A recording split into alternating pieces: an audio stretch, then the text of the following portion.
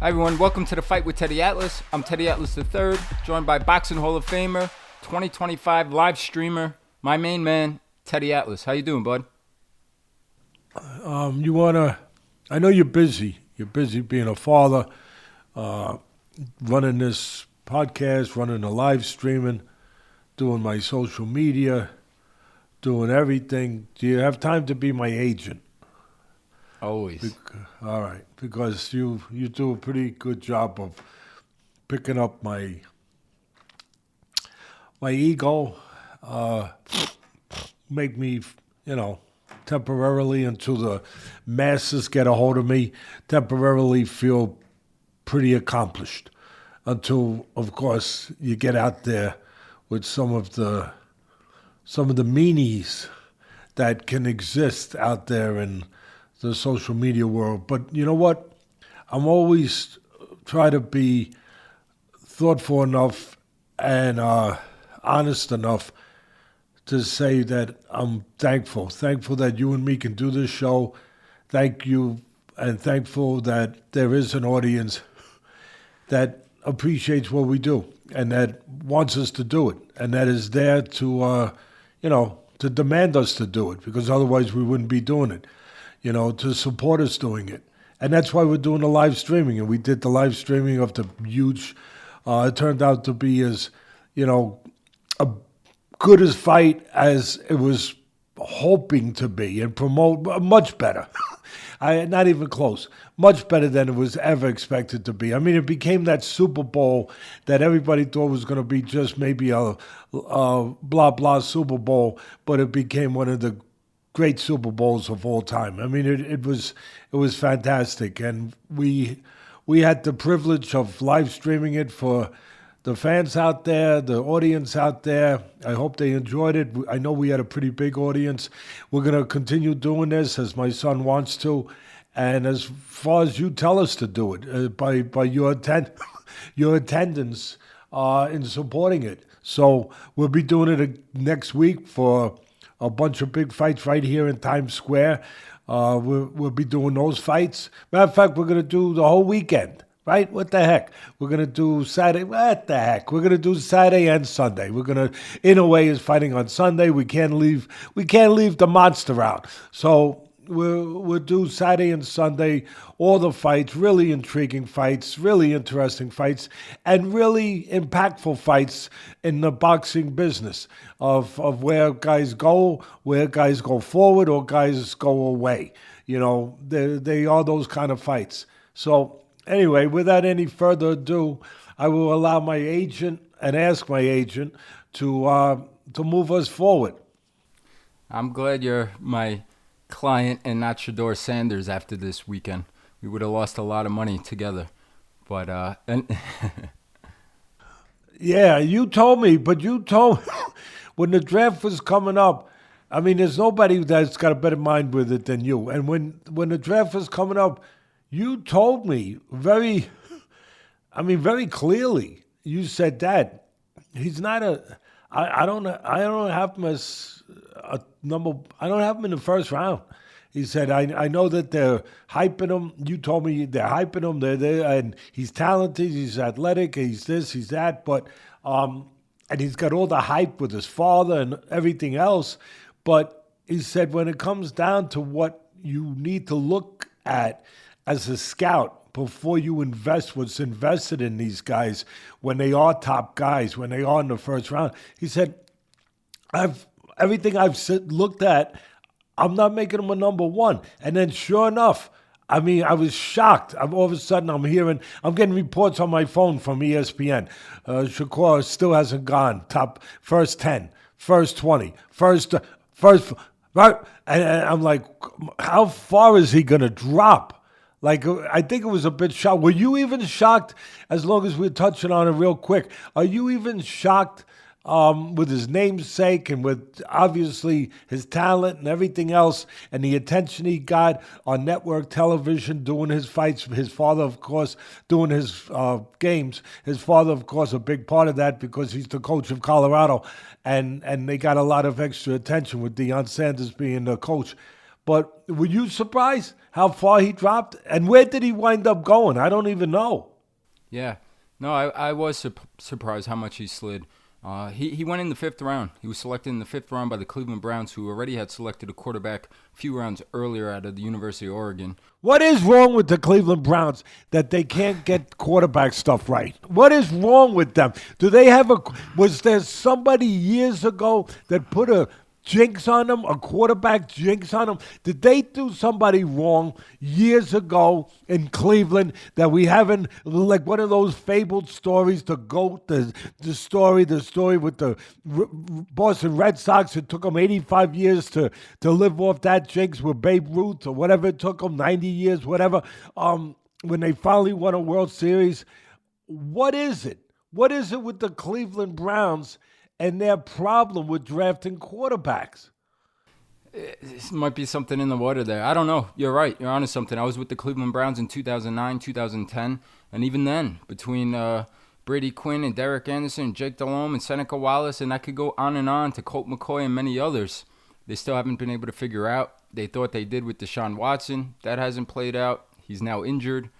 We will see. To go back to answer your question, it did surprise me. I can't say with the conviction that I would like in years past of studying film like I've always done. I'm TV scouting. From TV scouting, from the snippet, I didn't think he was a first-round talent, and I had reasons why, but I didn't see him fall into the 5th round. I was thinking probably more in the 3rd round, to be honest. So I was surprised, but many of great players have done that. Tom Brady, right? Even Kirk Cousins, great career quarterback, 4th round. So he's going to have a shot, and that's all that matters.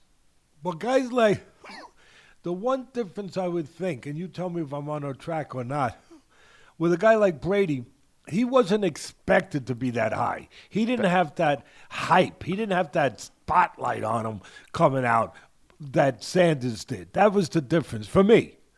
Yeah, no, absolutely. He didn't. He was not projected to be a first-rounder, let alone a potentially top 5 pick.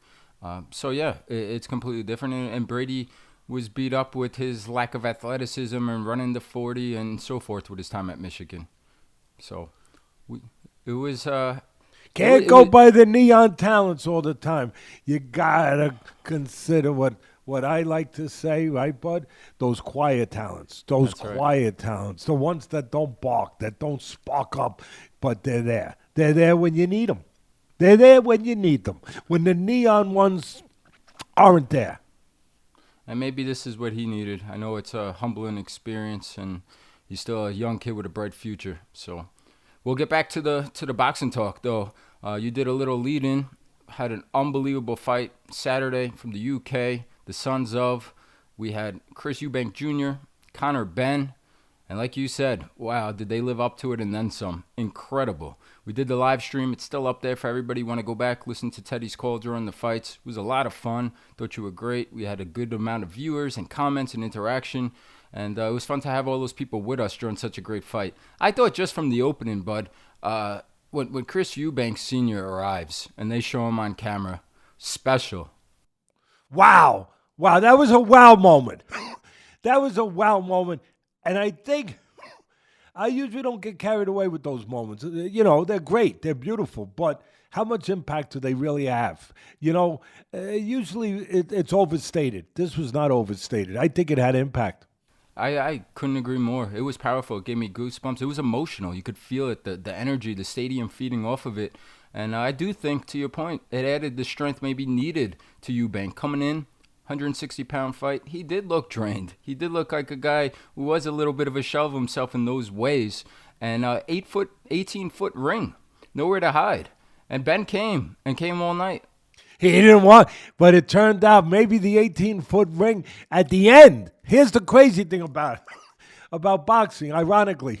And you're 100% onto something here. But here's the thing I'm onto.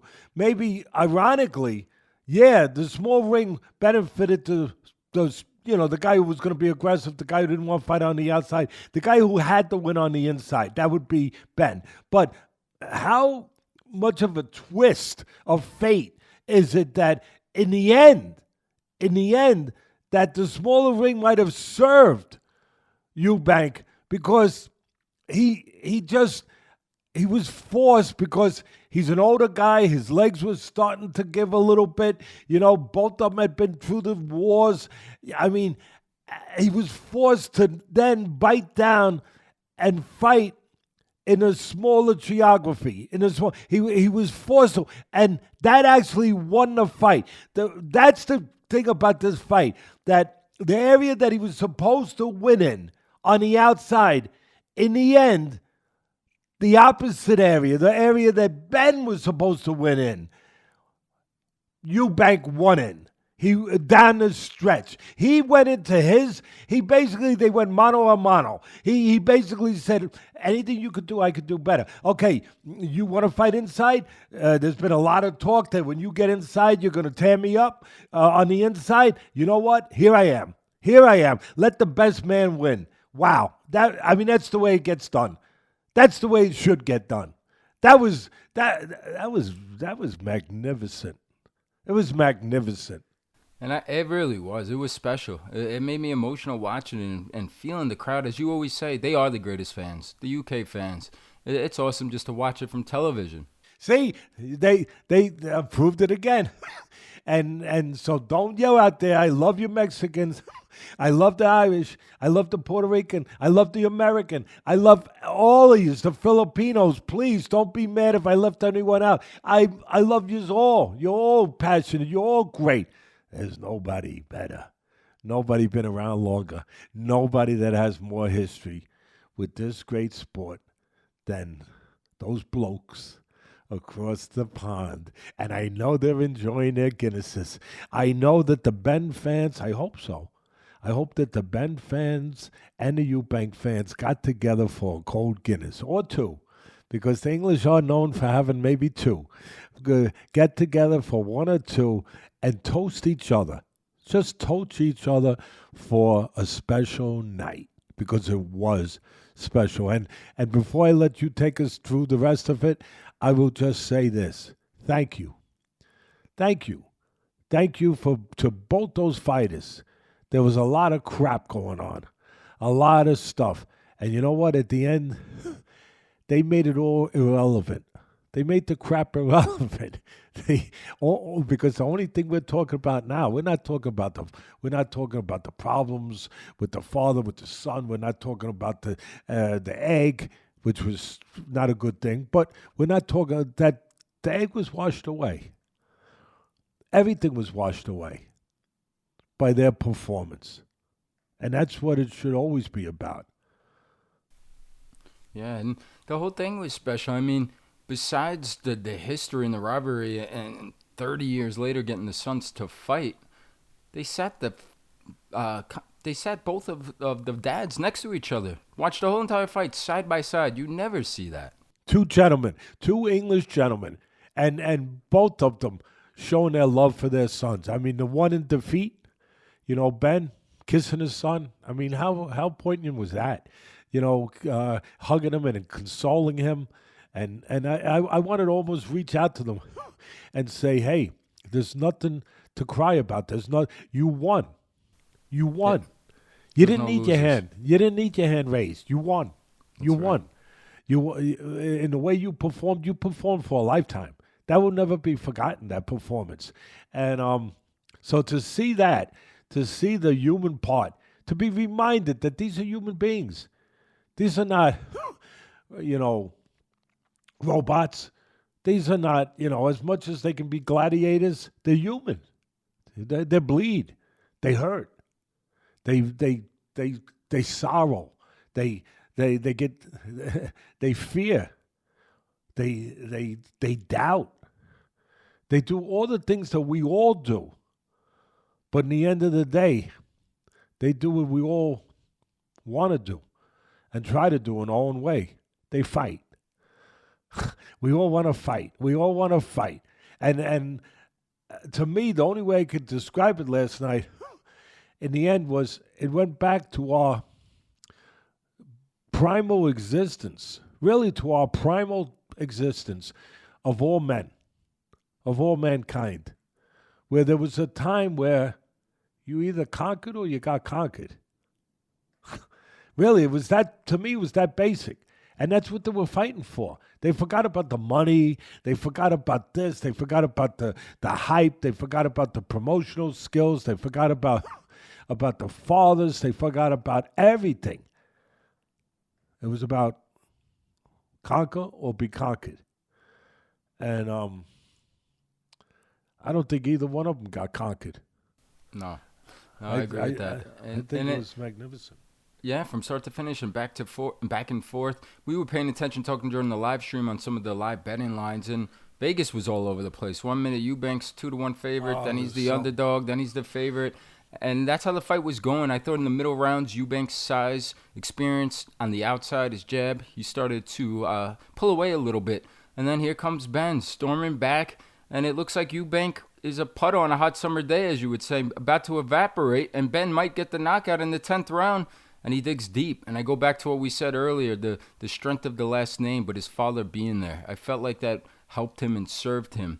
And on Benn, again, credit to him, but I go back to his past, where some people were down on him, especially some of the UK fans, with the doping tests and the issues that he's had outside the ring as well. And on this one given night, by the way that they behaved and how they performed, I think everybody became a fan of both those guys and forgot whatever feelings you may have had before that one. But a special fight, special night. Yeah. Or was it was like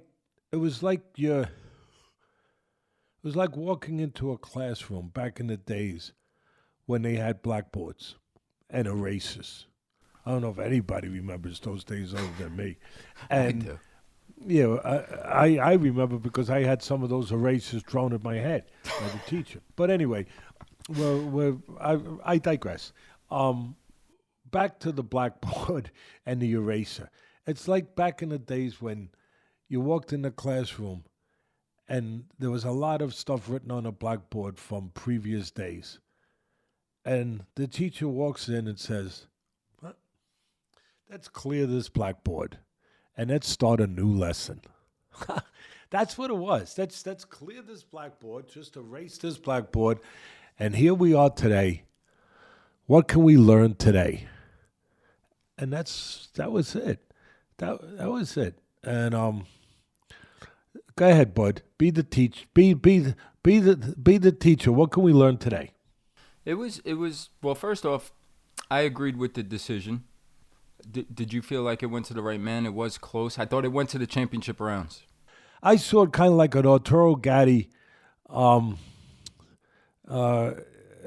Gatti Ward fight, where, especially the first one, where there were chapters in a book, where each one had a different chapter, where there was different, there was tides that when, there was changing of tides, coming in, going out. There was back and forth. That's what makes a great fight. The back and forth of the fight. One guy has control, the other guy, and it could be for 3-4 rounds. Then the other guy takes control, and it could be for 3-4 rounds or whatever. And then so on. I thought it had all the dynamics you need in a great story. If you're gonna read a book or watch a movie that's gonna keep your attention, you want things that move your emotions, that change your emotions, that give you emotion, and also give you pause to think, and maybe even pause to wonder, to doubt. Is it going to go this way? Is this the way the book's going to end? Oh, wait a minute. Now it takes a twist. Oh, the movie's going to end this way. Wow, I didn't see that coming. Who did it? The butler did it? Oh, wow, there's intrigue. There's a mystery. That's what this fight encompasses. That's what great fights do encompass. I thought early on the tempo, the geography of the fight was being controlled by Eubank. I thought that he was fighting the fight that I expected, that we expected, I think. On the outside, bigger man, using his bigger reach and his bigger size in the way of counterpunching, using his jab, looking to catch Benn before he got close. And I thought Benn was a little over anxious early, maybe still charged up a little bit, still angry a little bit maybe, that about the egg, about that he had to wait in the ring. That was a smart move there by the Eubanks. They're pretty smart, those people. You know, the father, he was an expert at that kind of stuff. Getting the little edge, getting the little advantage, you know, promotionally, knowing how to tweak his opponent, making him wait a little bit on a cold night. They all had the coats on. They were all dressed up, ready to go. But he had to wait. Ben had to wait for the Eubanks to come in. So maybe he was a little over anxious. He was throwing bombs. He was doing the things that I didn't think he should do at that point where you're reaching in for big shots with a guy who's got the reach on you. And if you do that, you make yourself vulnerable. You make yourself available. And he did. He did in spots. But he didn't take on too much damage because he was moving his head. But there was spots where he got a little top heavy. He got a little over anxious. And then all of a sudden, he steadied the ship. He started to close the gaps a little better, a little cleaner, without as many mistakes, without as many opportunities for Eubank to counter him. And he started to get into the geography he wanted. I think what hindered him was when he did get there, Bud. We talked about it last night on detail, to great detail, where he did get there where he needed to be if he was going to win a fight. That's Ben. He allowed himself to be tied up, which Eubanks does, because he figures I'll beat you on the outside, I'll tie you up on the inside when I have to. Why give you a chance to work where you have your only chance to win? That's smart boxing. So I thought that in that part of the fight, early on, Ben could have done a better job of stepping back, keeping his hands from going behind the guy, keep his hands in punching position, rotate his shoulder, shove off a little, bump off a little with the shoulder. Keep the flow going.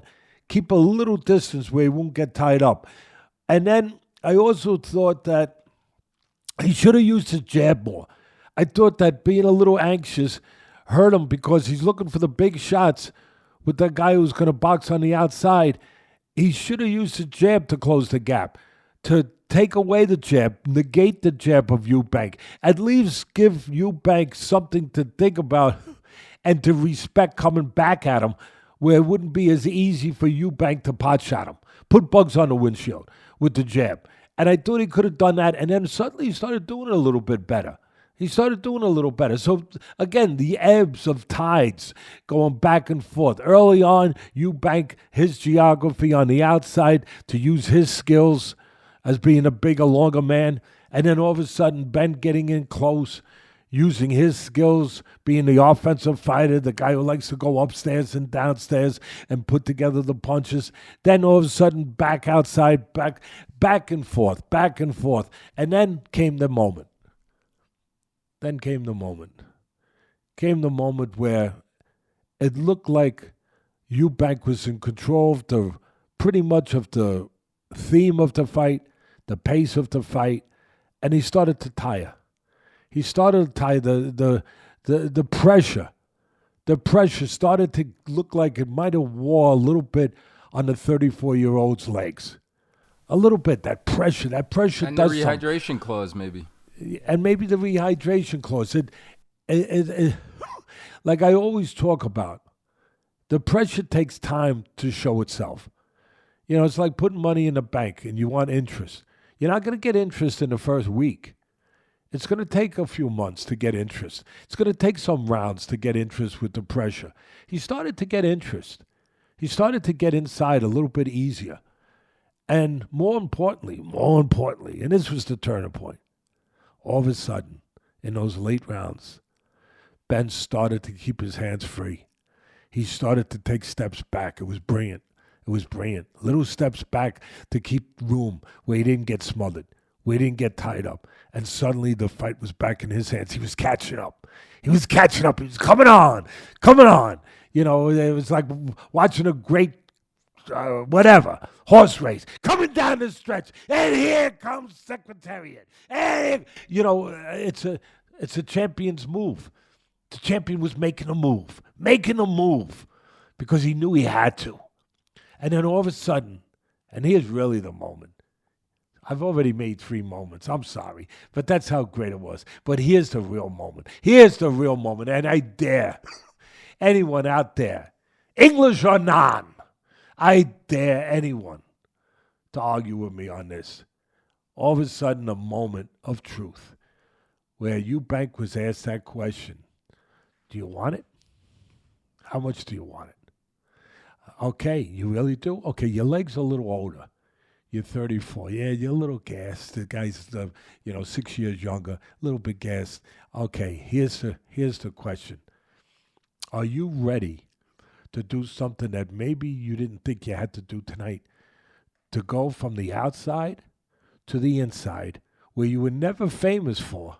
Never really famous for. You got knocked out on the inside by Leon Smith one time. Are you willing to go inside and make history? Are you willing to go inside and grab history? Are you willing to go inside and be great for one night, for the next 4 rounds, the next 3 rounds? Are you willing to do that? Yes, I am.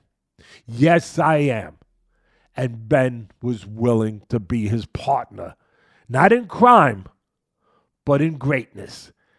And that's what it was. And I'll tell you one thing on my analytical side of it, which I hope the people look for, and I hear that they do sometimes, hopefully.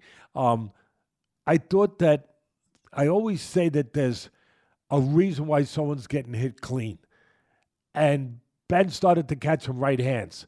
And one of the reasons was that Eubank, when he jabs, he's got the advantage. He's taller, he's bigger.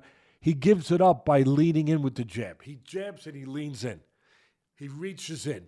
And that's a flaw that's got to be picked up and corrected by the trainers in the gym. And he paid for that flaw. Finally, Ben started to recognize, instead of just charging for the right hand, instead of just launching right hands, instead of just getting over anxious, he got a little bit more controlled, Ben that is, a little bit more steady, a little bit more patient, and he allowed Eubank to do some of his work for him. To reach in with the jab and time him with the right hand when he got close enough.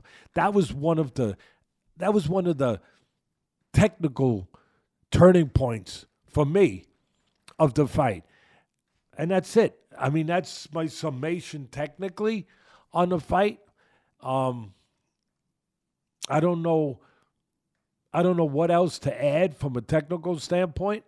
I'll let you take us to the finish, but yeah, that was a great breakdown. I think you made a great point of in regards to Ben with the hands behind Eubank on the inside, where he had to make his money, and I thought the referee was too involved early on and too quick to break it up. But when he's putting his hands behind his back, you're giving him that opportunity and the excuse to do it. He didn't do it in the later rounds, and like you said, the ref didn't break it up, and he had success. The one thing I thought that was missing was the body attack. The ref must have heard me. He must have got the memo because I was screaming at him. Screaming, saying, get out of there, ref. Leave them alone, damn it. Let them work. Because Ben, if he's going to win, he's going to have to work on the inside. Let him work. And then finally, he let him work. And going along with that, talking about on the inside and working, I thought he was missing the body attack is what I was saying before early on from Ben. And the body attack came later in the rounds. And I thought he had a lot of success. I wanted to see it early on. You got a guy who's drained, the guy who wants to be on the outside, take his legs away. He started doing that later in the fight. And not only that, a guy with a big body. He's bigger, right? He's longer. He's taller. Doesn't that equate into there's more target to hit? 100%. So I think you covered it perfectly. Can I finish with one thing? Can I put one exclamation point, Teddy Atlas point, if you will, for whatever that's worth, on the fight?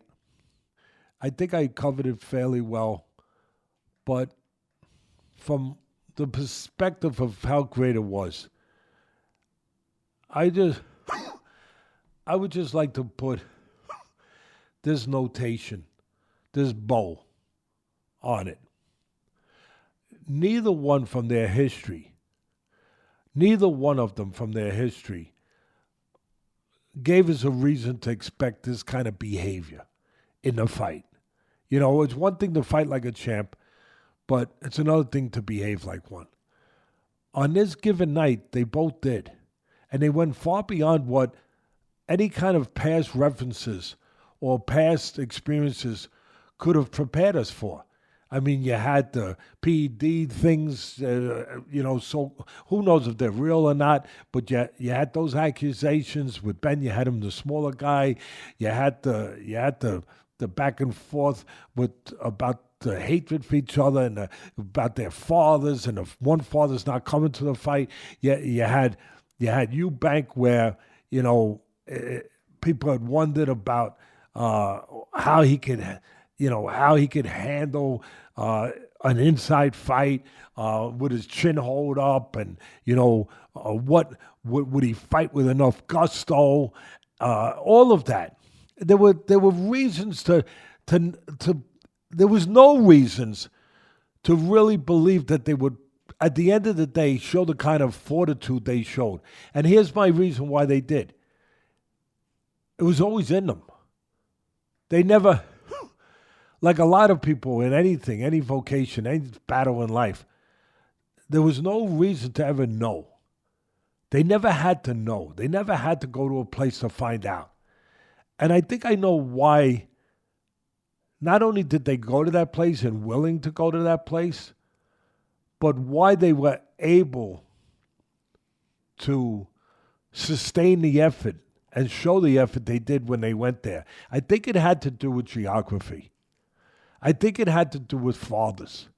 I think it had to do with where they live. I always talk about the geography being important in the ring.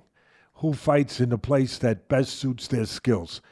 In this case, if this fight's not in London, in England, I don't think that either one of them find what they found, because I think it came down to pride. You have to have a reason to be strong. You don't know how strong you can be until you have a reason. It's kind of like, you've read those stories, bud. You've heard those stories where the mother picks up a car because their child is underneath it. Where does that strength come from? It comes from having to be there because of the moment. Because of the moment that they never knew, because they never had that moment. They never had that moment. This moment came for both of them to have that kind of strength, that extraordinary strength that had never been shown in their life before, because both of them had to live beyond this day. They had to live in a country named England. They had to live in a country named England with their fathers' reputations standing there above them, with their own reputations standing there aside of them.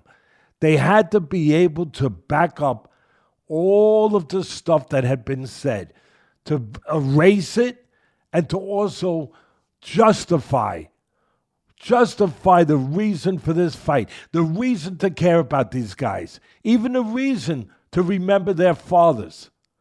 And I think when the moment came to have to go to a place they never been before, to have to be stronger than they ever been before, I think that it was all about that. It was about, we have to be able to remember that whatever we do now will be immortalized. It will be memorialized in this country forever. I think that's where the strength came. They could not allow themselves not to be strong, knowing that if they weren't strong, that would be written forever. And I think if this fight was in Chicago, or if it was in wherever, some other place in Nebraska, I don't know that would have hovered over them. I don't know that would have tugged at them. I don't know that would have reminded them of they could not be weak. Because they're weak tonight, they have no future. They have no reputation. And everybody wants to have a legacy. And this was their legacy now. Yeah. The Born Rivals, they did the legacy proud. And this incredible display of toughness, guts, heart. I think we covered it all. The last thing I did want to ask you very quickly is, could We just touched on the rematch. Turki Al-Shalik said in September he would like to see the rematch. This was a 2-fight deal. If they're healed up and no injuries, he'd like to see it as soon as September.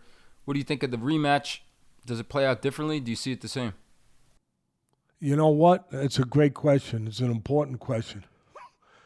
I'll break it down real quick in parts. September's too fast for me. Too fast for me as a trainer. I'm telling you the truth. I know the money's there. I get it. I know that what they did, and I know people want to see it, and I know it was already in place. There was already a 2-fight deal in place, which they do nowadays. That's what they do. That's what Usyk and Fury did. That's what they all do. If I was the trainer of either one, I would demand, no, I want my fighter to have longer than 4 or 5 months off or whatever it is. Whatever that would be. How many months would that be? Let's see. May, June, July, August, September. It would only be 4 months.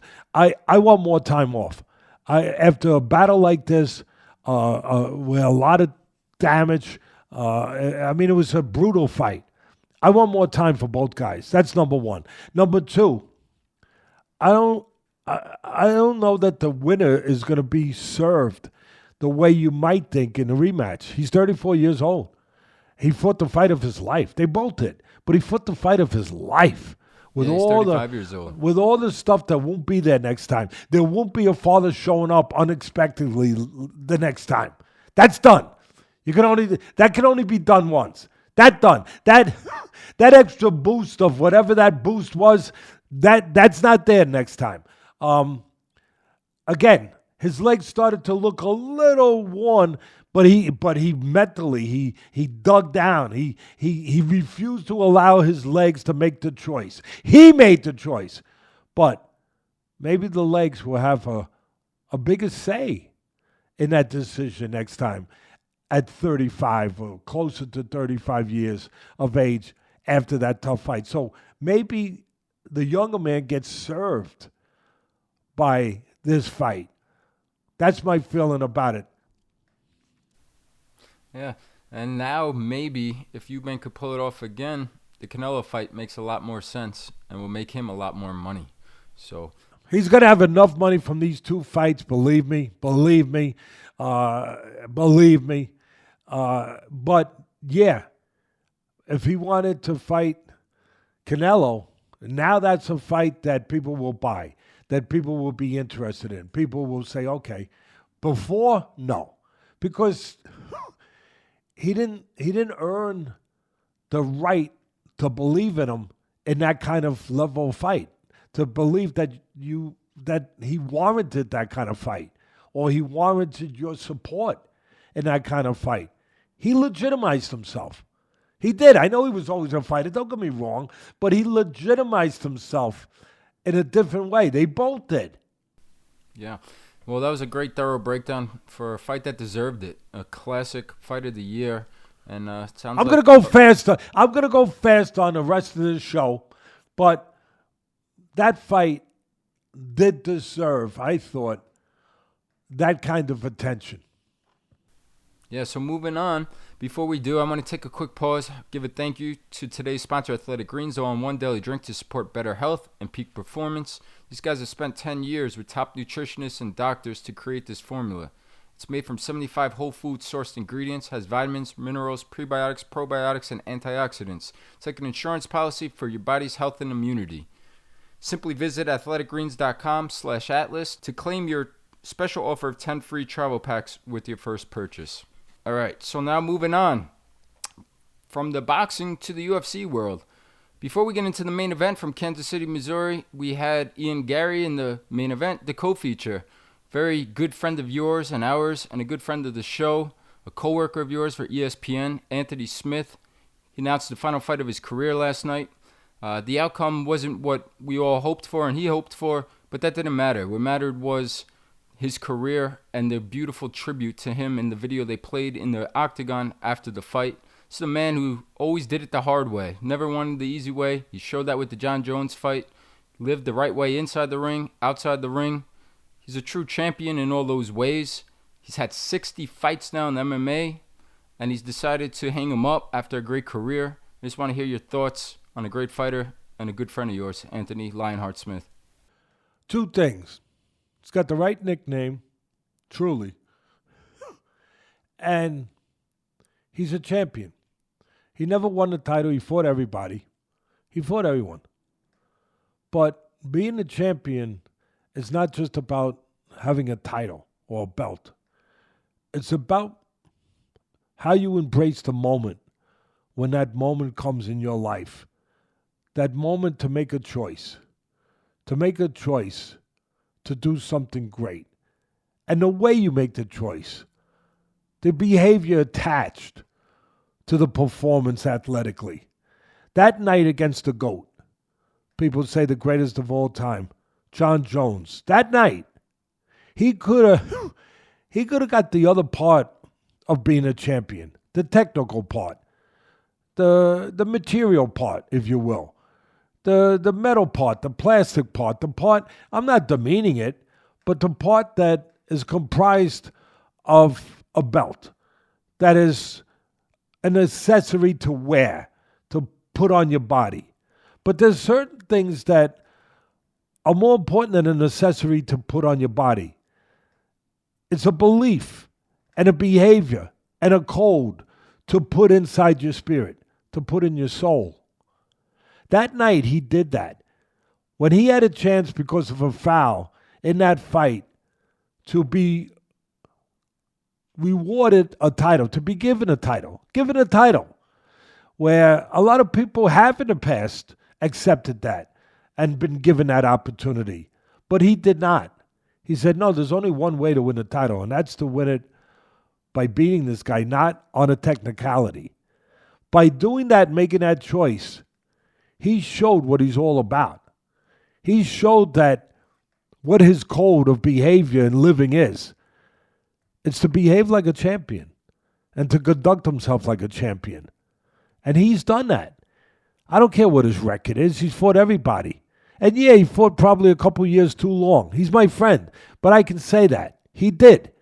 But damn it, he always fought with heart and grace and soul. And the last thing I'll leave you with is this. His name is Lionheart. Man. He's always going to be a lion.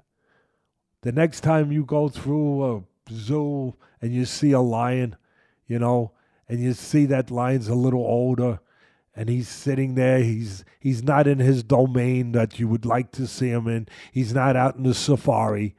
Unfortunately, he's in a cage.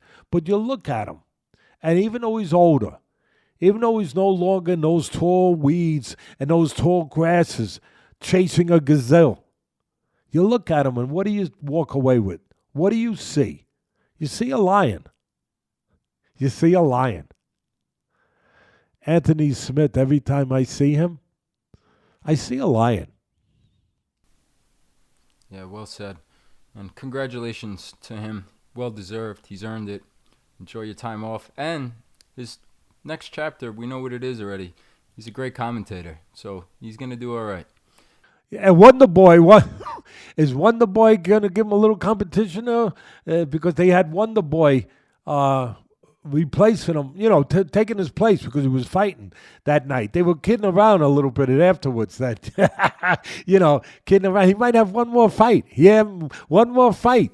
You never know. You never know with Wonder Boy to see who keeps that position. But I'm kidding around. He's a great commentator. He's very cerebral. Something that really teaches you don't judge a book by its cover. Because when you look at him and you see the grit and you see the blood and you see all the stuff that you've seen throughout his career, and then to hear him break fights down, to hear how eloquently he speaks, really, you say, wow, that might be a little bit more than I expected. Yeah. And then moving on to the main event. Ian Garry versus Carlos Prates. Ian Garry's first fight returned to the octagon since his first loss to Shavkat. And Prates had been on a roll. Had won 5 in a row. Gaining a nice following in the UFC world. I thought watching this fight, the first 3 rounds plus, I said, Garry looks improved after the Romkov fight and the experience. He took this fight on short notice, relatively short notice, as he did the last fight. But I thought he looked a little more poised. Which a lot of the great ones in that UFC program, that UFC, obviously enterprise, a lot of them do. Whether it's Volkanovski, whether you can name them, they are willing to take fights, which quite frankly, in my business, you don't see it as much in boxing. They are willing to take fights on quick notice and dangerous fights. That's the thing for me. Anybody could take a fight if you're gonna hand them, a bowl of cottage cheese. You know what I mean? Yeah, okay, I'll take that. Put some peaches with it. You know what I mean? I'll gobble that up. But when you offer them what you're offering them, these hard, tough fights, and they take them, it speaks to the mentality of the fighters in that league. I thought I saw an improvement in him from the last fight, those first 3 rounds. I thought he was growing. He was more poised, a little calmer, a little more under control with his striking and settling in. And I thought it was going to be an easy night, it looked like, and cruise to a unanimous decision. And then all of a sudden, things changed in the 4th round. And he was in a real fight into the 5th round. Now, in the 5th round, he settled back in, turned the tide, regained control, but made a crucial mistake. Goes for the takedown. And he winds up on the bottom with Prates on top. Prates ground and pound, some big blows.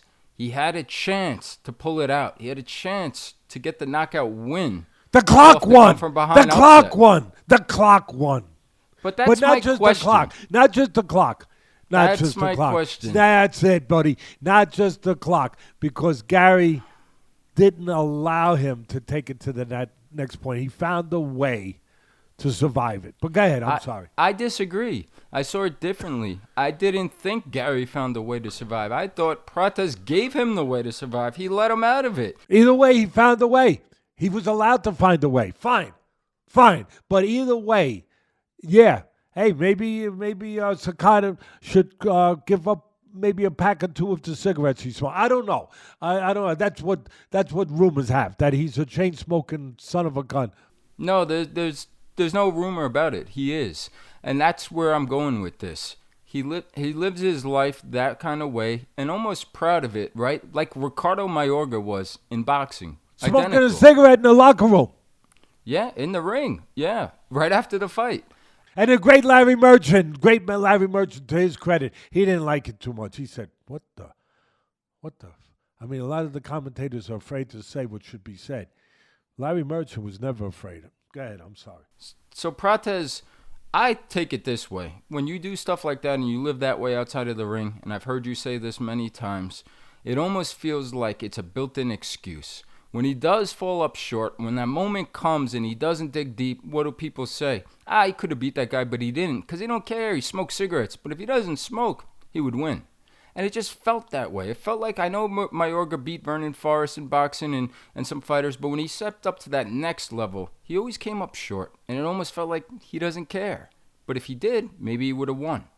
And I just had that feeling that it matched up to that a little bit. And to your point, maybe he should stop smoking cigarettes, because for 10 more seconds, if he would have let his hands go instead of allowing Garry to get up, he might have won that fight. I think you bring up beautiful points. And really the right points, brilliant points. And I agree with you on the speculation there. I do. I think that it's not that they don't care. This is where I'm going to put my little thing. I think guys like that do something to undermine themselves all the time. And there's been plenty of them in every sport, every facet of life. That you're going to find some guys like, why don't they be in better shape? There was a pitcher, Fernandez, whatever his name was, and I forget who he pitched for years ago in the MLB, and everyone used to say, man, if he was in better shape, he was a little paunchy. I think on the Miami Marlins. Yeah, he was a little paunchy, a little heavy. Boy, if he was in better shape, he might be a great, And why? Because he didn't care. He wasn't disciplined enough. Okay, that's the easy pick. Yeah, okay, that makes sense. But I think it goes deeper than that. It goes to psychological waters that you're talking about and you're touching on. That it's not that he don't care. He doesn't have the confidence, the belief in himself to not have that excuse. That excuse gives him the life raft. It gives him the parachute that when the ship goes down, that he won't drown. And what do I mean by that? That people won't say that, oh, he wasn't good enough. People will say, oh, he didn't care enough. Oh, he wasn't disciplined enough. He wasn't serious enough. Otherwise, he could have been one of the greats. I think that it goes along those lines, that it gives them an escape clause because they're not as sure of themselves. Like a lot of guys, even the great ones, they're not sure of themselves, but they refuse to take that parachute. Even though they're not sure and certain, they say, I'm going to find out though. I'm going to find out. One way or the other, I'm going to find out and I'm going to deal with it and I'm going to live with it. These guys aren't quite able to do that.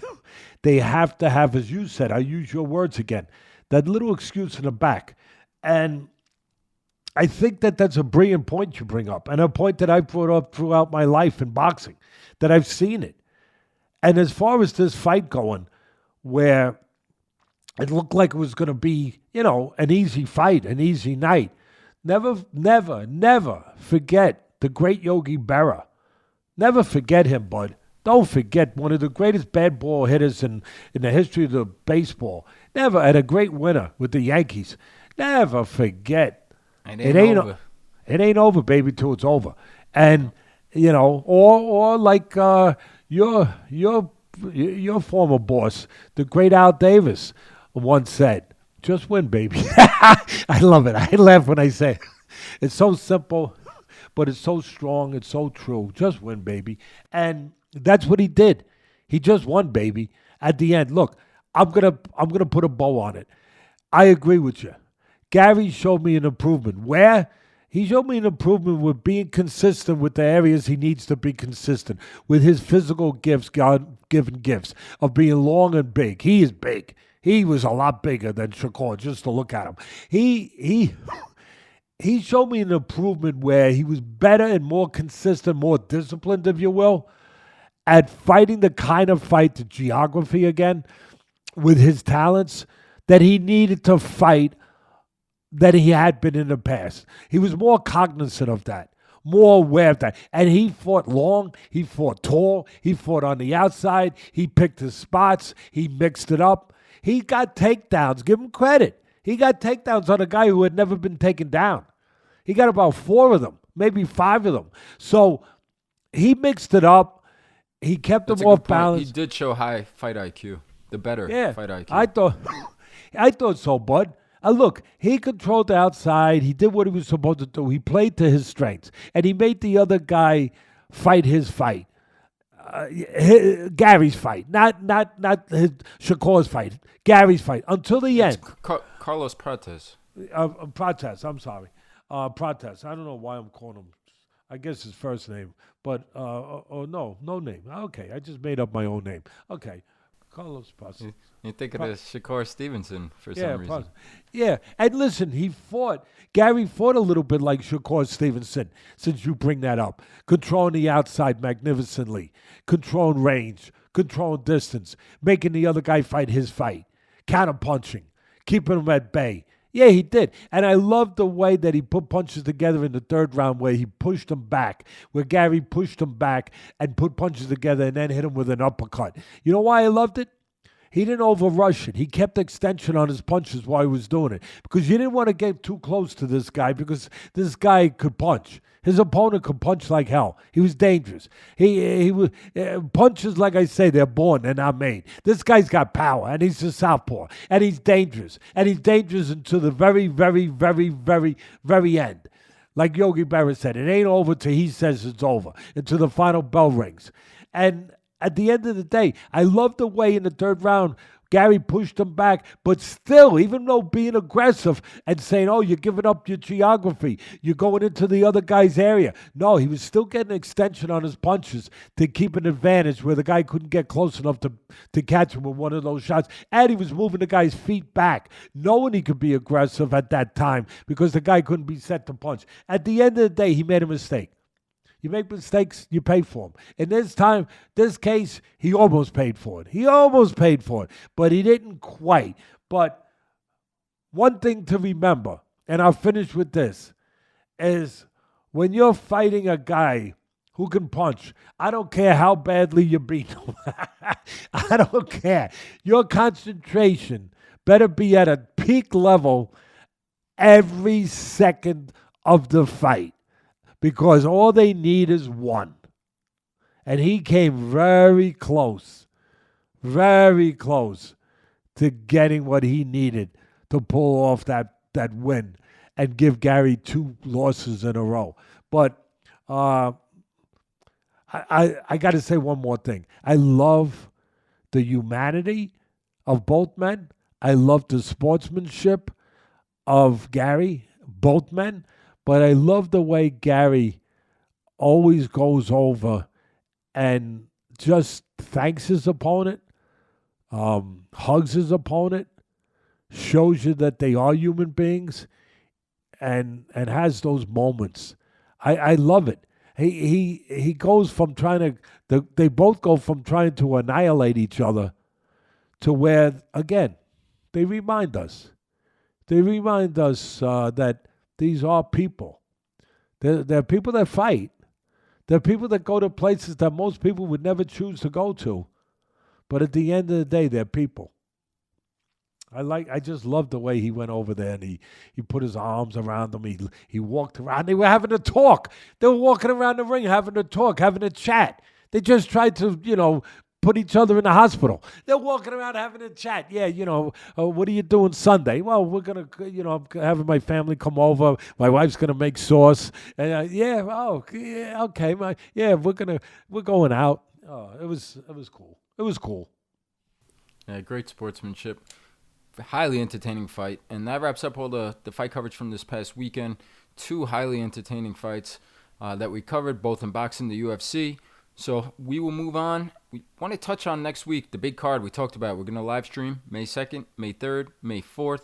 But I want to get a quick preview for each of these monster fights coming up. We're going to start with the May 2nd card. You got me working, bud. You got me. You're a taskmaster. Listen, don't get fooled, people, by that smile. Don't get fooled by that smile, that friendly smile. Kind of like Fondora, sweet poison. You know what I mean? You got that nice sweet, but there's a viciousness there. There's a viciousness. He is a taskmaster. With all seriousness, though, I do want to say and thank you, because it has been a lot of work, and your passion obviously is undeniable. It's there, and your work ethic. But between the live streams, between the podcast, between these lists that you put a lot of time and effort into, and we have more coming up on the way. Oh, we got the list coming up. That's the right. Mexican list, and we're timing it again. We're trying to do what we think makes the most sense. We're timing it with Canelo's fight, the greatest Mexican list of all time. And don't miss it, because some of you are going to be pissed off. Oh, I said that? I was that transparent? No, I'm only kidding. I think you're going to be happy. But I know you're going to be curious. You're going to be curious on one thing. Where do I have Canelo? Where don't I have Canelo? So I'm not going to tell you. You're going to have to watch and find out. Yeah, that's right.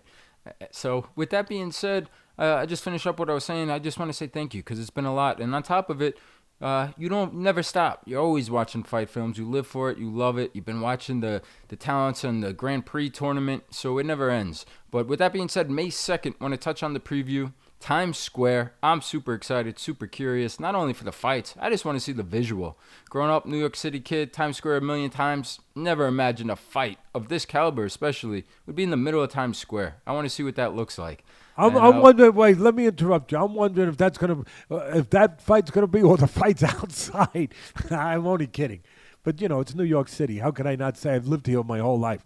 I'm wondering if those fights in a ring or the ones outside are going to be better. And I'm only kidding. I mean, we're hoping there's none of that. There's going to be security. They're both going to be good. It sounds like there's going to be a very secure perimeter, obviously, and only 200 people invite only to watch these fights live. So, Teofimo Lopez, Arnold Barboza, just want to get right into it. Hear your thoughts. What do you think of this fight? And out of the 3 fights, is this the fight that maybe catches your attention the most, or the most intriguing fight? Yes, this fight, they all get my attention for different reasons.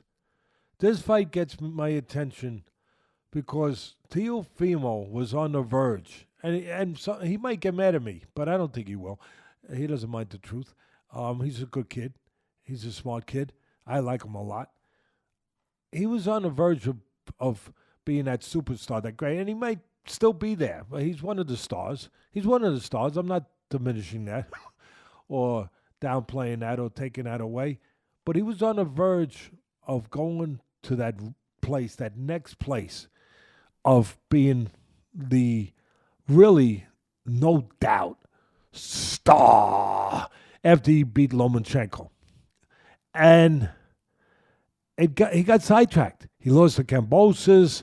He's had a couple fights after that were not the greatest performances. They were closer than people thought. Some people thought he might have even lost one or two of them. No, you're absolutely right. Sandor Martin and Jermaine Ortiz fights. So some of the glow was taken off of his star. And I think that's fair to say. And I'm here to say what I always believe and not worry about being friends or not friends. Just say what I believe and what my experience and my judgment tells me. And I like him a lot. I like his talent, his pure talent. For me, this fight is a fight to tell us whether or not he is going to be that star or back in that saddle, back in that seat. Now, look, he's won titles since he lost to Campos. So some people would say, Teddy, he's in that seat already. But I think I'm being fair to say there are still questions and have been questions about him being hot and cold. Which one is he? Is he the one that shows us that great explosive talent? Or is he the ones that sometimes struggle with fighters we didn't think he was going to struggle with? So he's going to have to, when he has struggled, it's been with guys that box. Because he is explosive. He is a natural puncher. He's got speed, he's got power. He combines them brilliantly when he does. When the setting is right. When the style is right. This is going to be a test against an undefeated fighter who can box pretty damn well when he wants to. On the he can fight with you too, but lately he's been showing an ability to box on the outside that has won fights, his last couple fights for him, in a boxing manner. So it's going to be interesting to me to see which. We got the great Bennett Garcia there. We got the great Richie over here. But Bennett, who's going to do the editing. Remember that TV show years ago, What's My Line? Well, get that up there, my man Bennett. My name is David Jones. My name is David Jones. My name is David Jones. Will the real David Jones please stand up? I am standing up. That's what this fight's about for me. Will the real Teofimo Lopez please stand up? And we're going to find out in Times Square. Next, buddy. I'm done with this guy. You know, like the great Joe Pesci said in My Cousin Vinny. I'm done with that. I'm done with this guy. Yeah, we will keep it moving. Teofimo Lopez is a minus 260 favorite in that one. Going on to the next one, we have Devin Haney versus Jose Ramirez. Another very interesting bout. This is Haney's return fight. First fight back after losing to Ryan Garcia. It's not a loss on his record. Obviously, it was overturned because of Garcia's positive test after the fight. What do you think of this one? Haney, 12-1 favorite. Do you think there is a chance that Ramirez, the former world champion, could turn back the clock and pull off the major upset?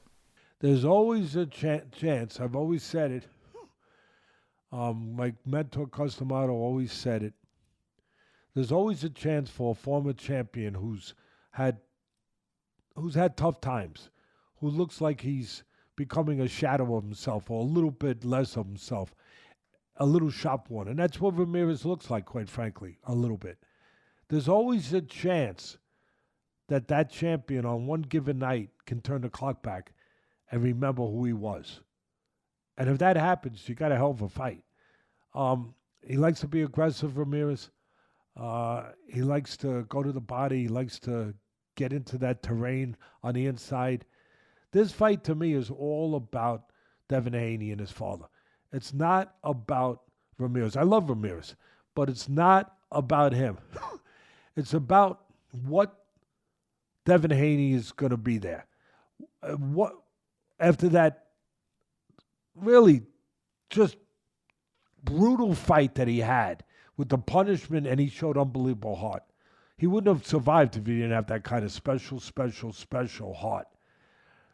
He took a brutal beating from Ryan Garcia.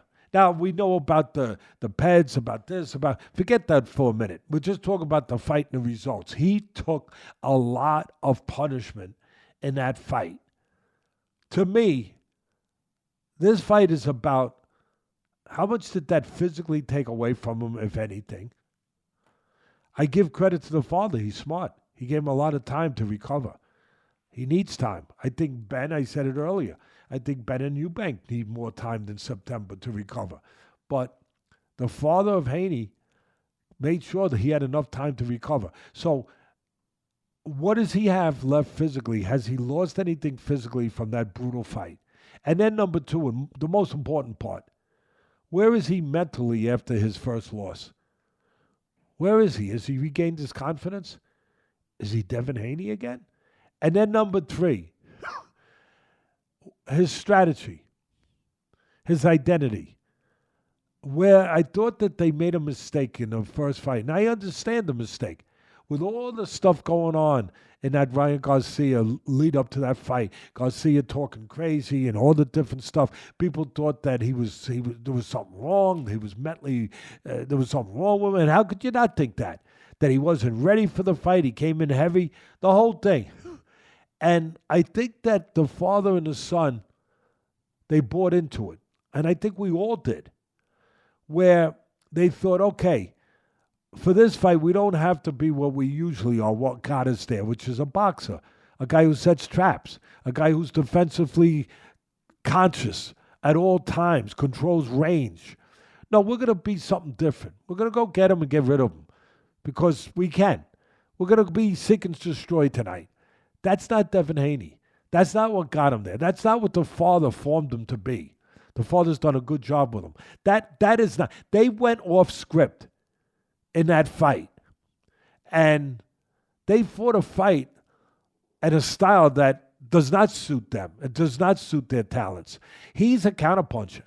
He's a defensive guy that is cautious enough in the right situations that he should be cautious. He's a guy who thinks.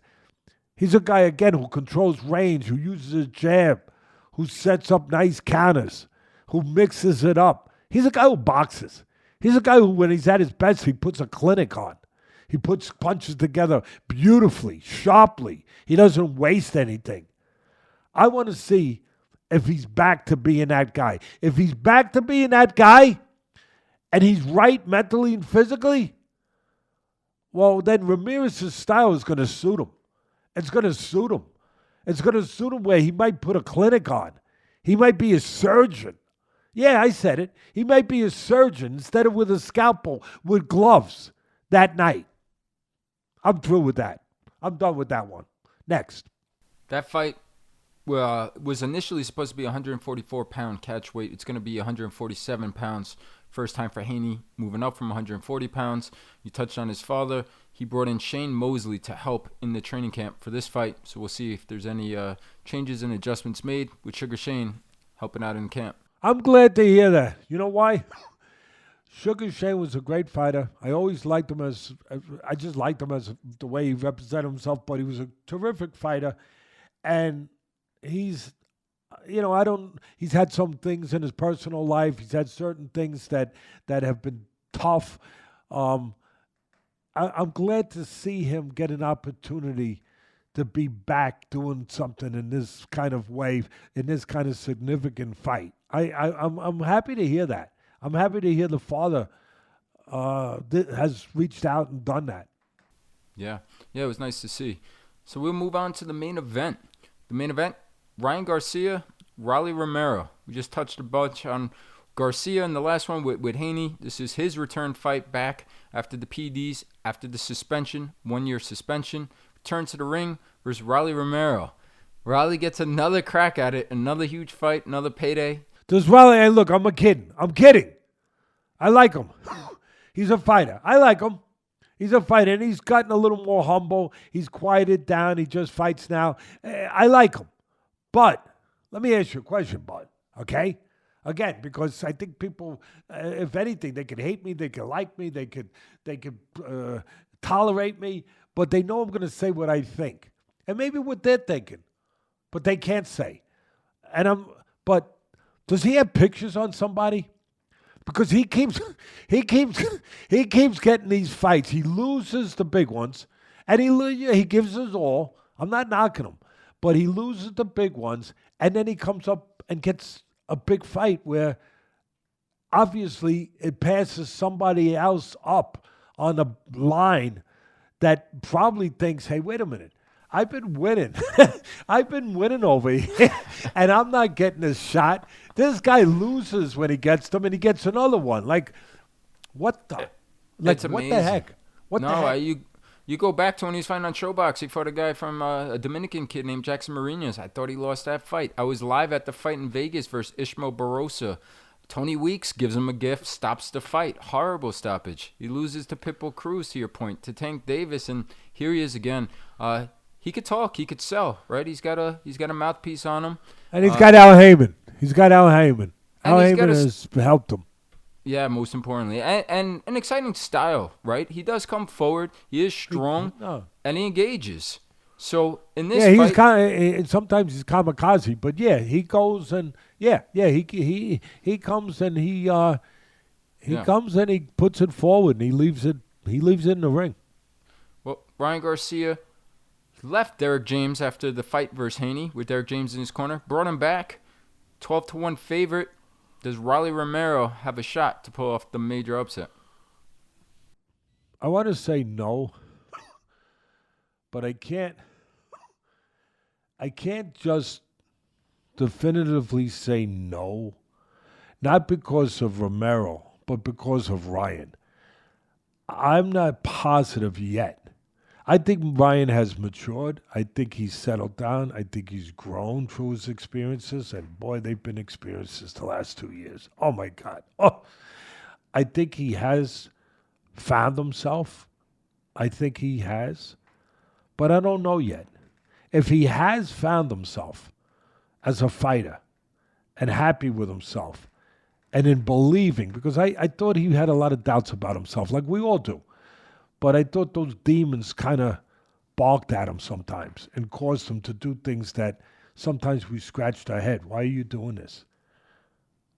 But if he has found himself and found that confidence level after the last experience and the last fight, he has the talent. He's got the style. He's got the technique. He's got everything. He's got the talent to win this fight handily. And other fights handily. So my only question is, has he found himself? Has he found himself? And it's not physical. It's not physical at all. At all. I have no doubts he's good physically. Has he found himself mentally? If he has, and I'm going to venture to say yes, he has. But if he has, then he wins this fight. And he probably wins it by stoppage. If he hasn't, it could be very interesting because Romero will throw, he will try, he will come forward, and he can punch. So it'll be interesting to see where Ryan Garcia is at this point in his life. It's going to be I'm going to say that he's in a good place, but you never know till you know. Yeah, those are some great points there. And I'm going to throw two more at you. Two more previews with this big card, big weekend like we said. We're going to jump to Saturday, Saudi Arabia. This is Canelo Alvarez versus William Scull. Canelo's first fight on the new contract, Riyadh season, Turkey Al Shalik. Fighting William Scull, a guy I'm not too familiar with. Won one of the belts at 168 pounds versus Vladimir Shishkin. And he is a Cuban. He's got good size.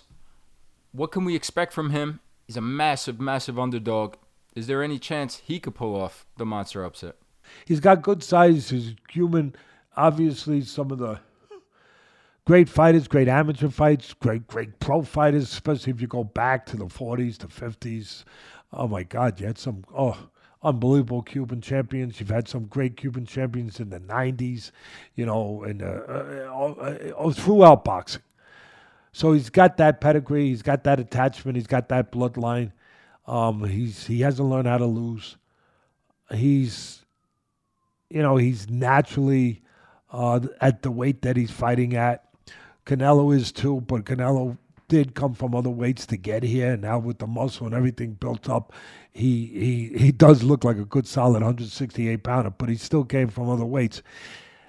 After saying all of that, unless Canelo is mentally off, unless he's human, unless he overlooks this guy, unless he's overconfident, unless he takes the guy for granted, which does happen. And I think it's happened with him in the past sometimes with some of the fighters that he's fought from across the pond, that have been naturally smaller guys than him. I think that with some, whether it was Ryder, I could go down the list if I had time, and I'm not going to do it right now. But I think there's been situations where maybe he has, and who could blame him? He's had 60 fights, where maybe he has sometimes taken some of the fights for granted, just a little bit psychologically. And it might have thrown off his performance just a little bit. Unless that happens, I think this is the kind of night that he can write his own story and his own ending to the story. It's up to Canelo completely. If he wants to go in there behind the jab, take control, go to the body, I think he's going to be given those opportunities to do that. And then mix in some counterpunching. Canelo's a good counterpuncher. And he's a good solid puncher. Does he throw as many as he used to a couple years ago? No. But in some ways, he has been a fine wine. Where in some ways, he's gotten better, where he might have lost something of not being as busy. But where he's gained something is that he makes what he does count. He doesn't waste anything. He's an accurate puncher. He's got a good hard jab. He understands range beautifully. He goes to the body beautifully. At the end of the day, I see I'm taking nothing away from Scull, but I see what can be a very handy, if not easy, win for Canelo. Yeah, matches up to the minus 6,600 line according to Las Vegas. Is that all it is? Minus 6,600? Yeah, that's it. That's all, huh? So you're telling me he's got a chance. Remember that movie? It sounds like he has zero chance according to you. The only chance is unless Canelo is sleeping. This fight's going to start at 6 or 7 a.m. local time there in Saudi Arabia. He's made changes and adjustments to his schedule and training to prepare for this. Just quickly. He prepares well. He prepares well, bud. That's one thing. For a guy that's had his success, made all the money he's made, he never misses crossing the T's and dotting the I's. I give him credit for that. I give him respect for that. A lot of respect for that. With all the millions and millions and millions of dollars that he's made, man, he's one of the only guys I know that could probably go partners with Turki Al-Sheikh as far as money. I mean, he's made that. I'm only kidding, but he's made that.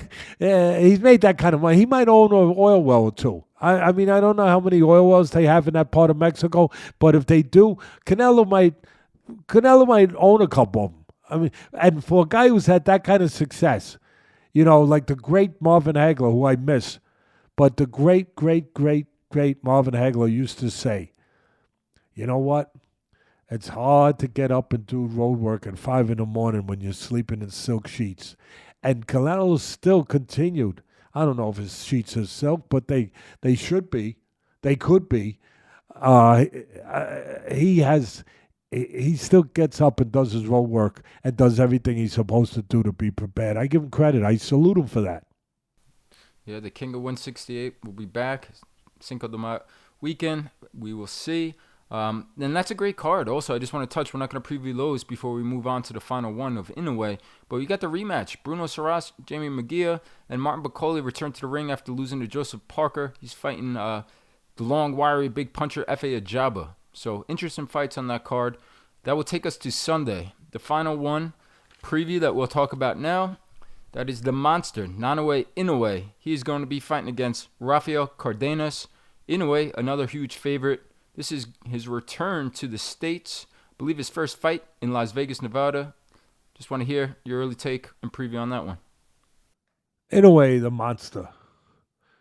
Top 5, one or two, number 1 or 2 or 3.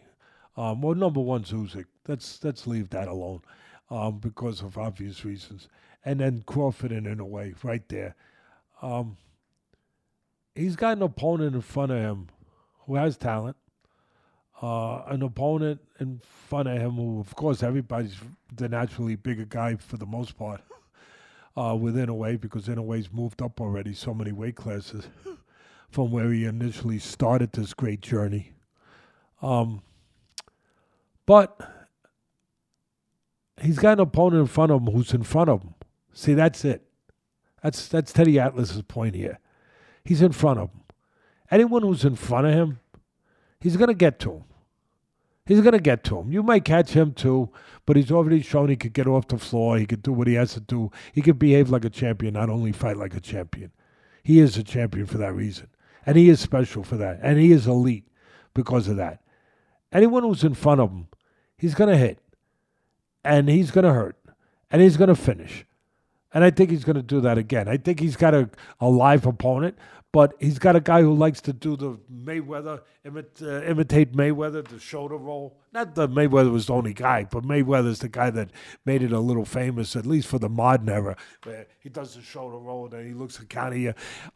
He does that shoulder roll. He doesn't quite do it like Mayweather, though.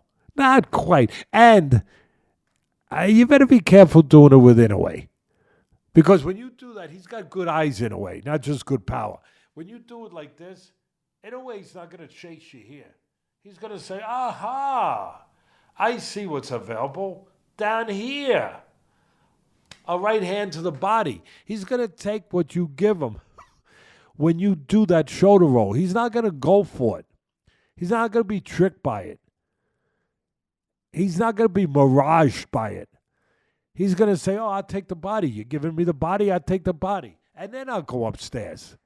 And then I'll follow up. And I think that's what he's going to do. I think he's going to hurt him to the body. And I think he's going to wind up getting rid of him at some point. And but I think the good news for the people that say, well, is it worth my time to watch? Watching a great fighter is always worth your time. Because great fighters are only going to be around so long. There's only going to be so many of them. So, yeah, I think it's always worth your time, guys. And I think that the opponent will give his all, will try to show some sparks that will be interesting to see what it leads to or what it doesn't lead to. So, at the end of the day, like Joe Pesci said, I'm done with this one. And we will see what it leads to next for Inoue. Maybe a matchup with the 118-pound king, Junto Nakatani, or maybe it's a match with one of your favorite guys, Nick Ball, at 126 pounds. Love to see that one. See that one. I love to see the Nakatani one because to me that's a dangerous fight. I'm not saying Ball's not dangerous, but let's talk about Nakatani who comes from his country. That's a fight for pride too. Like we talked about Eubank and Benn. Part of that fight that made it so great was the national pride they were fighting for. That was part of what made those guys go to those special places. That was part of, I said it already today, but let me say it again. That was a big part of it. And those two Japanese great champions, they fight each other. That's going to be at play. The pride of the country is going to be at play. And let me tell you, Nakatani's style, his length, his range, his ability to fight at that length and range, his discipline to fight with the talent, with the punching power that he does fight. Wow, that's a dangerous fight. That's a dangerous fight for Inoue. I know anyone Inoue fights is in danger. I understand that automatically, but that is a dangerous fight for Inoue. Yeah, excited to see either one of those fights, whether it's Nakatani or it's Nick Ball. And talking about 126-pounders, I just want to touch on that on the undercard for the Inoue fight, the co-feature will be one of your favorite fighters to watch and 126-pound featherweight champion as well, Rafa Espinoza. So another Love him. good fight to look forward to. So we got Love a lot the of guy. action coming Love up. the guy. Love Yeah. the guy. Love him. The guy, he can fight tall. He can fight short. He don't give a damn. He fights. He fights. And you ain't, he don't give away. What was the old timers would say? You know, not that he's cheap, but he's cheap in this way. He doesn't give a, he won't give away snow in the winter. He don't give you nothing. You got to take it from him. You got to take it from him. And he freaking ain't giving it up too easily. Man, that guy is he's a monster too. Yeah, you got me excited. This was a fun one. Great recap of the fights this week. Great previews by you for the upcoming fights next week. Just a reminder, live streams Friday, Saturday, Sunday. Join us on the YouTube channel. We'll put up a post. We'll remind you guys. And before signing off, Bud, any final words? Yeah, look for that list, guys, and bring it. Come on. Bring it. Bring your thoughts respectfully, properly. I'm respectful to you. Please be respectful here to me and my family. But at the end of the day, bring your thoughts. Look at the list. Say, is Teddy freaking nuts? What the? Well, what's the name for the Mexican liquor? Cabreza? The Mexican beer? Corona? No, I know Corona, but... Cerveza? Cerveza. What, was Teddy having too many cervezas? Was he having too many... Whatever. Look at the list, and I hope... Maybe a little tequila. A little tequila. I hope that you agree with me, but not always. I hope that you do disagree with me, and I hope that it invokes some back-and-forth conversation and thoughts, and let us know. And get your friends, if you like it, to subscribe. Go out there. I'll give you a 6-pack of Cerveza, okay? Go out there and... Okay, I'll give them that too. Go out there. I love you, but go out there and get your friends to subscribe. Because unless we continue to be told by you, the audience, that this is worth us doing it, we ain't going to do it. And it's not automatic. It only can be done if you people tell us, Teddy, keep doing this. And then we will. God bless everybody. Yeah, I hope you guys enjoyed today's episode. Please like, comment, and subscribe. We'll see you guys next week.